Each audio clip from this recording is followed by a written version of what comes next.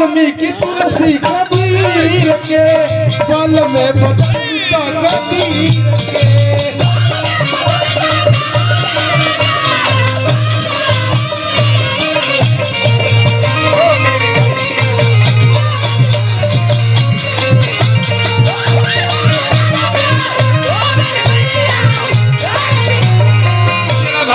अरे कि धोवत धोवत तोहरे मनिया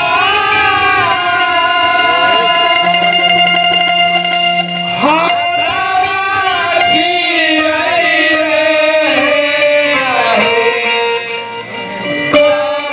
नहीं काहे भैया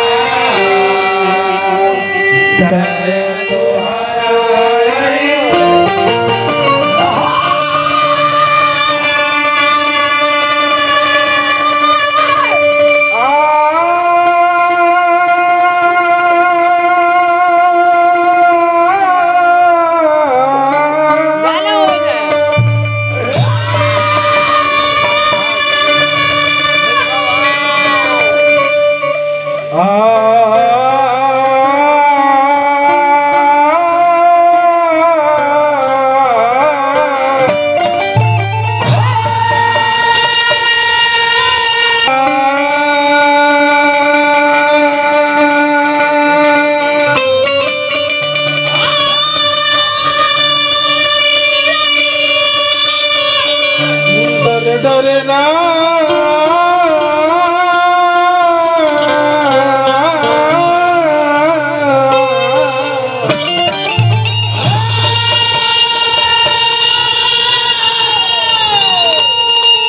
प्रेम से बोल दी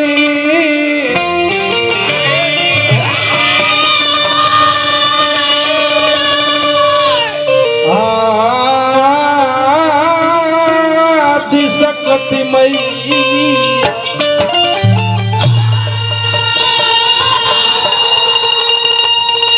एक बार प्रेमवास लगले हो बोलिदा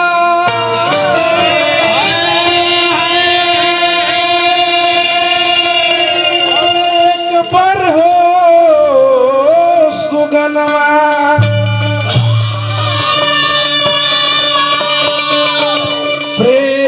से बोल दी अपना अपना गुरुदेव महाराज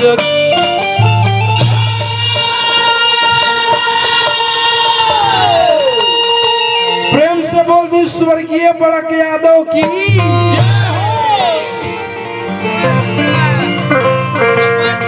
भक्त माई के दरबार में जाता कहता कि माई हम पढ़ल लिखल ना बानी ना साफे ना माई चौपट चौपाठ बानी 16 दुनी 8 बाने लेकिन तैयो भक्त अनपढ़ बा माई के मंदिर में जाता कहता का कि ओम जयंती मंगला काली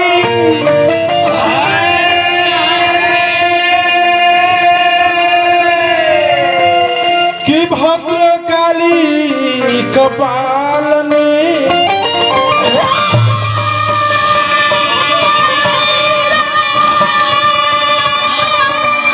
कि दुर्गा क्षमी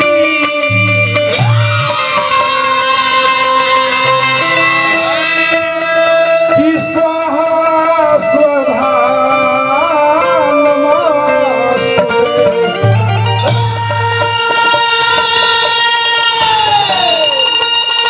कि सर्व मंगल मांगल शिव सर्वार्थ साधिके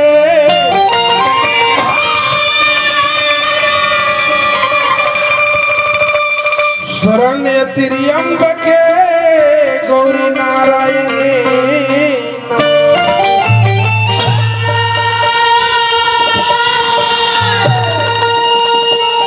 चली मरकार धन्यवाद देवी ज्यादा स्तुति श्लोक कहला से कोई दूसर बात न हो जाए ना। हमारे बड़े भाई टोपी वाले बोले भाई राजू हलचल जी हाँ जी कि मन चंगा तो कठौती में गंगा गंगा केकरा खाती केकरा खातिर? राजू हलचल के डुबावे खातिर। संत रविदास जी खातिर कहल है सही बात। कि मन यदि शुद्ध बा तो एको गो अगरबत्ती बार देबा तो देवी देवता खुश हो जाइए। हो गई। और न जाकर के कंपनीये में पूरा अगरबत्ती के कंपनीये में सलाई मार दो, उससे आप पूरा देवी देवता खुश हो जाएगा। लेकिन भक्त गइल बा माई के दरबार में कहता का क्या कहता?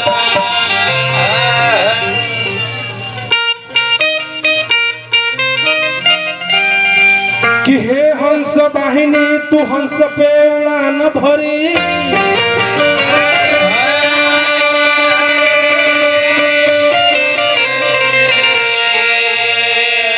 कि कविता कलोल ज्ञान हमके सिखाई दो,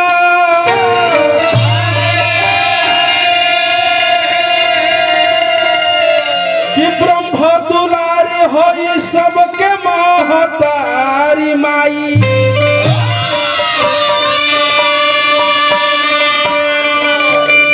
कि वाल्मीकि तुलसी जैसन ज्ञानी बनाई।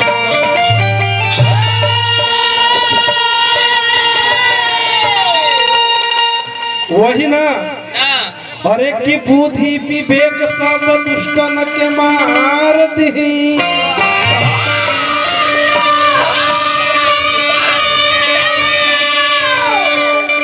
जे निहोरा करे ओकरे लागे आई जा,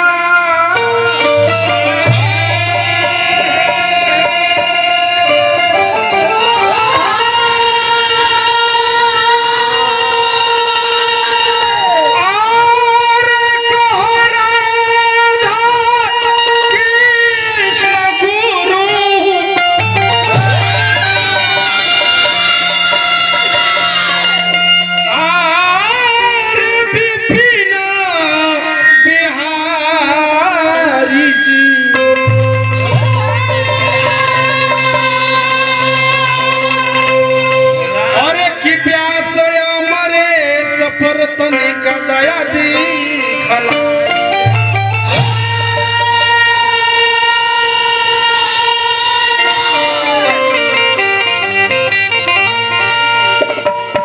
चली वही एगो फिल्मी के ले लागत।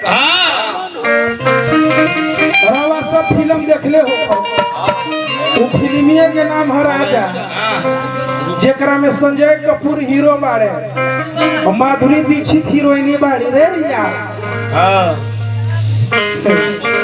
ओकरा में नाना पाठ करे थी बड़े।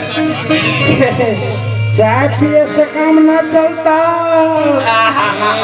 टोटे के पानी पी ले। हम वो अहिर नहीं है, भाग के जब गेहूं में तो जान की न बचतो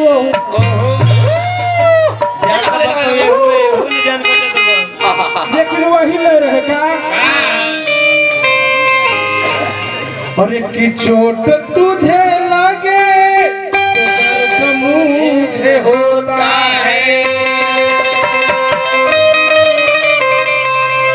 और एक की आंख तेरी छलके तो आंख मेरा रोता है, और एक की चोट तुझे लगे तो दर्द मुझे होता है, और एक की आंख तेरी छलके तो आंख मेरा रोता है। भाई भाई में अक्सर ये होता है, ये होता है, ये होता है। उपेंद्र जी म्यूजिक से तो नहीं उठावा तो वाह।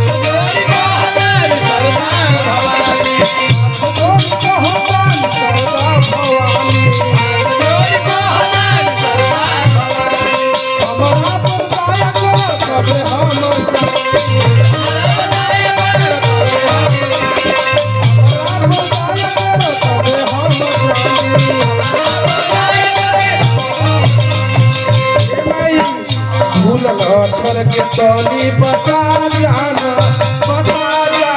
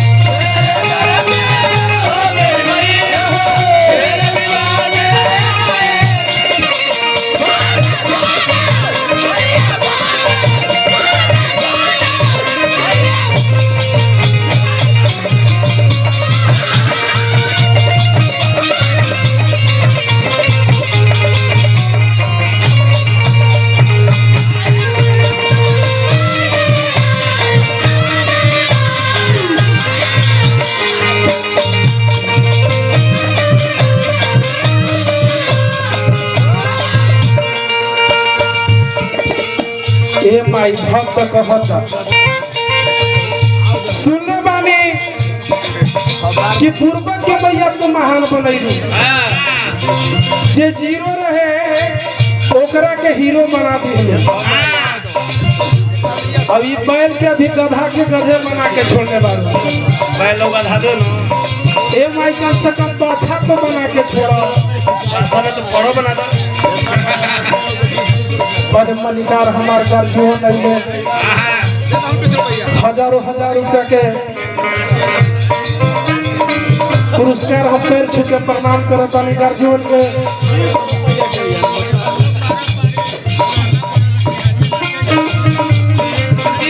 चलिए सुरेंद्र यादव जी के तरफ से हजारों हजार रुपया के पुरस्कार मिलल जे यहाँ के मेहमान होइले। और इनकर मकान भाई दाऊदे नगर क्षेत्र में पड़ेला जानीला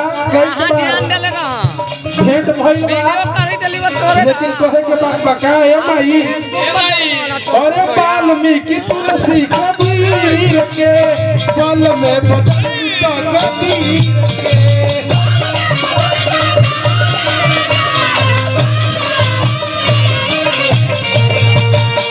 ए माई अरे वाल्मीकि तुलसी कबीर के पल में बदलता कबीर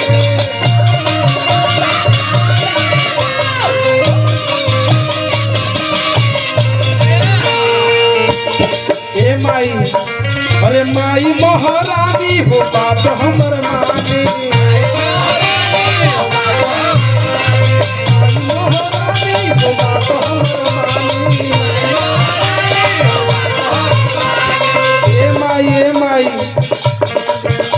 अरे करेला पुकार बेटा हमरा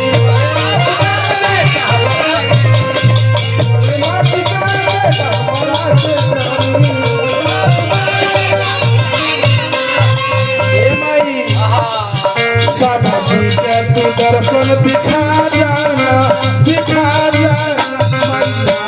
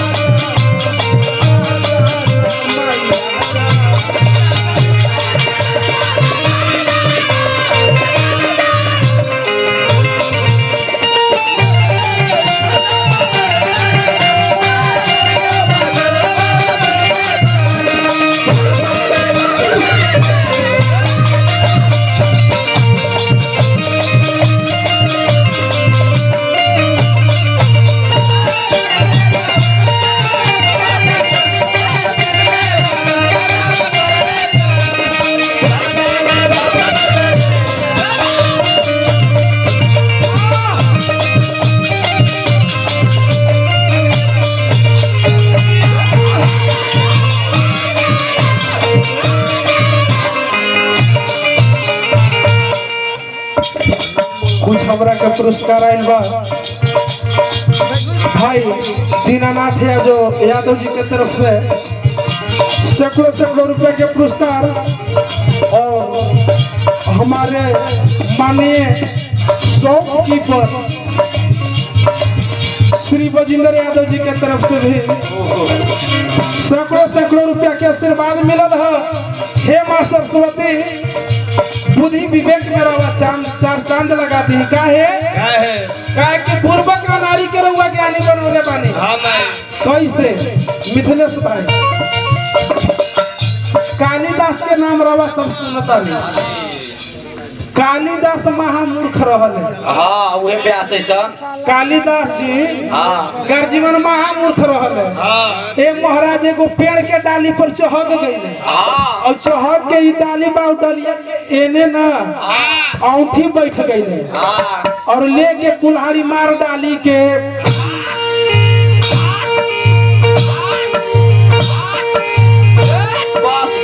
बस अब दू चार गोरा गिर जाई हले दीना भाई ऐसा हाँ सिपाही जी ऐसा के हे रे बौरा हदम पूर्व के रह गले जौन डलिया पर है चाह गल वही डलिया के है काटे तो कालिदास के भाई बात मत बनावा हट जा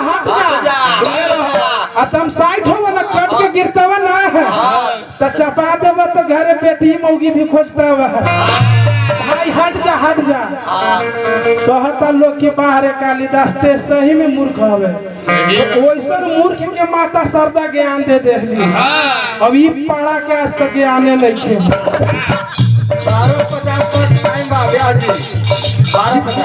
12:50 कई मिनट बचत हमारे 16 मिनट कहे राधा कृष्ण बिहारी जी पागल मोहतारी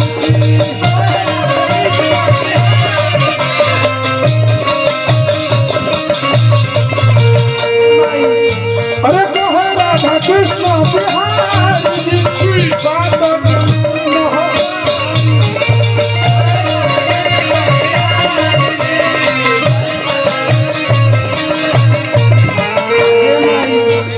अमर से नारी के लाज बचाई अमर से नारी के लाज बचाई